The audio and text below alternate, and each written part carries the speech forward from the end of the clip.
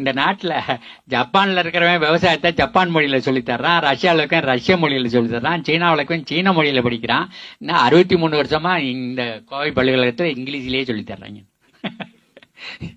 அவன் படிக்கிறவனும் சரியா புரிஞ்சுக்கிறது இல்லை, அதை சொல்லித்தரவனும் ஒழுங்காக சொல்லித்தரல.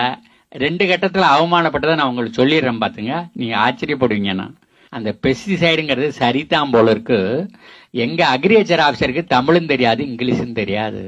இவன் மெடிசன்னு சொல்றான், பூச்சி மருந்துன்னு சொல்றான். அவ சொன்னா அது எப்படின்னு கேட்கணும். இல்ல, அக்ரிகல்ச்சர் காலேஜில் தமிழ் சொல்லி கொடுக்கறது இங்கிலீஷும் சொல்லி கொடுக்கறது கிடையாது.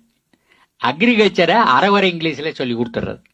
இவன் நோட்டில் எழுதி எழுதி வச்சிருப்பான் அரைகுறையா, அதையே எழுதி எழுதி 40 மார்க் வாங்கியே பாஸ் பண்ணிடுவான்.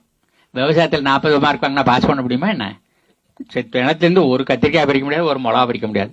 100 மார்க் வாங்கினா மட்டும் தான் இதில் விவசாயம் பண்ணி பால் இருக்கலாம். அவன் 40 மார்க் வாங்கி பாஸ் பண்ணிக்கிட்டே இங்கே வந்துட்டு இருக்கிறான். அப்போ அவ சொன்னா, உன் லாங்குவேஜ் எல்லாம் எனக்கு தெரியாது, பெஸ்டிசைடுன்னு சொன்னியே அது எப்படி சரின்னு கேட்டான்.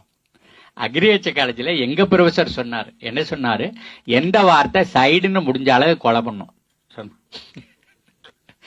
பெஸ்டிசைடுன்னா பெஸ்ட்டை கொலை பண்ணும், இன்செக்டிசைடுனா பூச்சியை கொலை பண்ணும், ரொடென்டிசைடுனா எலியை கொலை பண்ணும், பாக்டீரிசைடுனா பாக்டீரியாவை கொலை பண்ணும், பங்கிசைடுனா பங்கஸை கொலை பண்ணும், பூஞ்சையை கொலை பண்ணும், அக்காரிசைடுனா 8 கால் பூச்சியை கொலை பண்ணும், மூலிகையை கொலை பண்ணுச்சுன்னா ஹெர்பிசைடுன்னு பேரு, களையை கொலை பண்ணா வீடிசைடுன்னு பேரு, இந்த இலங்கையில நடந்த மாதிரி மனுஷன் கொண்டுகிட்டான்னா ஜினோசைடுன்னு பேரு, தன்னைத்தானே கொலை பண்ணிக்கிட்டான்னா சூசைடுன்னு பேரு. இது மாதிரி சைடுன்னு முடிதெல்லாம் கொலை பண்ணும், சைடுன்னு சொல்றதெல்லாம் கொலை பண்ணும். இது மாதிரி வாத்தியார் சொல்லி கொடுத்தாருன்னு சொன்னேன்.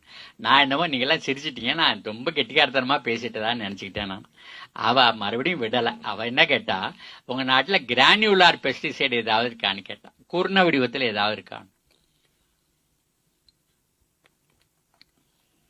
இந்த ஃபியூரடான்னு ஒண்ணு இருக்குது, டிம்மெட்டுன்னு ஒன்று இருக்குது, குருண வடிவத்தில் இருக்குது. அதை மண்ணிலையும் வைப்பாங்க, செடியோட தண்டில் குருத்துல எல்லாம் போடுவாங்கன்னு சொன்னேன். அவர் சொன்னா, take a handful of it and consume இட்னு சொன்னான். ஒரு கைப்பிடி அள்ளி தின்னு.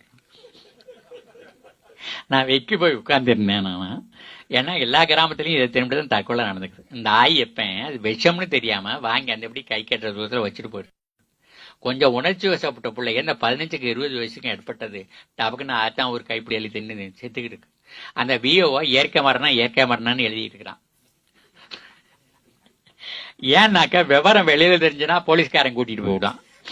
அங்க ஒன்று பணத்தை அறுத்து பார்க்கணும் பாங்க, அடுத்த பணத்தை டாக்ஸில ஏத்திட்டு வர மாட்டான், கூட பணம் கேட்பான். இது ஏகப்பட்ட சிக்கல் இதுனா. ஆகனால அவனும் இயற்கை மரணம்னு எழுதுறான், இவங்களும் இயற்கை மரணம், எல்லாம் இயற்கைக்கும் செயற்கையும் வித்தியாசமா போயிட்டே இருக்கு. நான் அப்படியே வெக்கி போய் உட்கார்ந்துருந்தேன். அப்ப அவன் மறுபடியும் விடாம கேள்வி கேட்டா, வாட் வில் ஹேப்பன் அப்படின்னு சொன்னான். நான் சொன்னேன், ஐ வில் டை, நான் செத்து போயிடுவேன்னு சொன்னான். உன்னை கொல்லுவது எப்படி பெஸ்டிசைடுன்னு கேட்டாலே பார்க்கணும். வந்துட்டா எவரிபடி இந்த வேர்ல்ட் இஸ் லையிங்னா, பெஸ்ட்டை கொலை பண்றது தானே பெஸ்டிசைடுன்னு சொன்னேன். இப்போ ஒன்னை கொலை பண்ணதுங்கிறீல்ல, அப்புறம் எப்படி அதுன்னு கேட்கறான்.